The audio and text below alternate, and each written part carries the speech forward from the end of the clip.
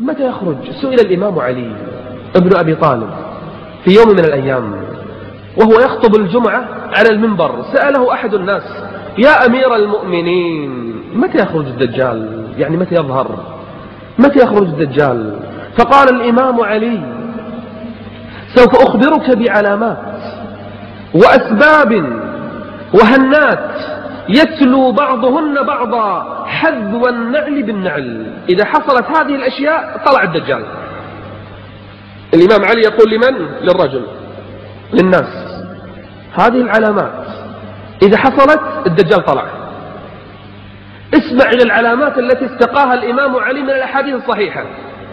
شوف كلام الإمام علي وأرجوك رجاء قارن هذه العلامات بأيامنا وحدد كم وحدة طلعت وكم وحدة ما طلعت علشان تعد، وحتى تعرف احنا في أيام الدجال ولا مو في أيام الدجال. كلام الإمام علي لا بد أنه أخذه من النبي، لا بد له حكم المرفوع. قال الإمام علي: فاعقد بيدك واحفظ ما أقول لك. هذا كلام الإمام علي. إذا أمات الناس الصلوات،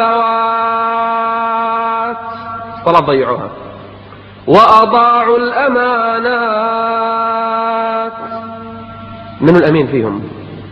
وكان الحكم ضعفا، حكم ضعيف، والظلم فخرا، يفتخر الواحد بالظلم، وأمراؤهم فجرة، ووزراؤهم خونة، وأعوانهم ظلمة، وقراؤهم فسقة، وظهر الجور، الظلم صار في كل مكان، وفشى الزنا، وظهر الربا، وقطعت الأرحام،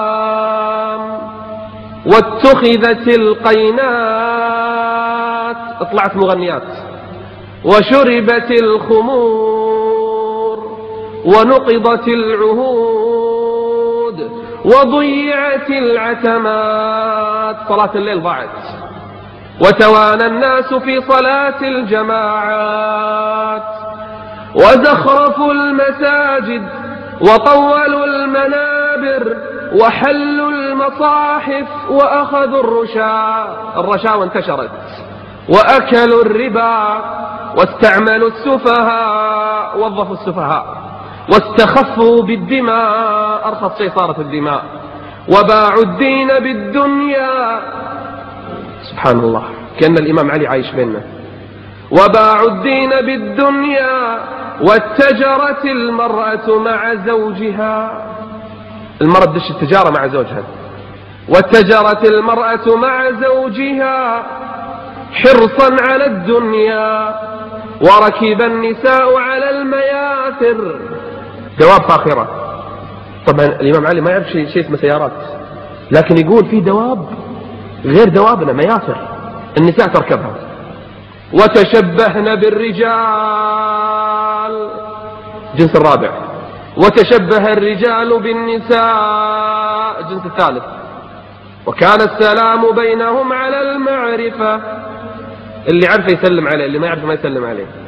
وشهد شاهد من غير أن يستشهد، يشهد على الزور، وحلف من قبل أن يستحلف، يحلف كاذب ما حد طلب منه. ولبسوا جلود الضأن على قلوب الذئاب، وكانت قلوبهم أمر من الصبر، يعني قلوبهم شوف النتن، وألسنتهم أحلى من العسل، تسمع كلامه تستانس لكن قلبه خبيث. قال: وسرائرهم أنتن من الجيف، والتمس الفقه لغير الدين، يتعلمون العلم الشرعي ليس لله، والتمس الفقه لغير الدين، وأنكر المعروف، وعرف المنكر. ثم قال: إذا حصل هذا فالنجاة النجاة. اسمع، إن كان لك قلب، لمن كان له قلب. اسمع، يوم تكون السماء كالمهل، وتكون الجبال كالعهن، ولا يسأل حميم حميما.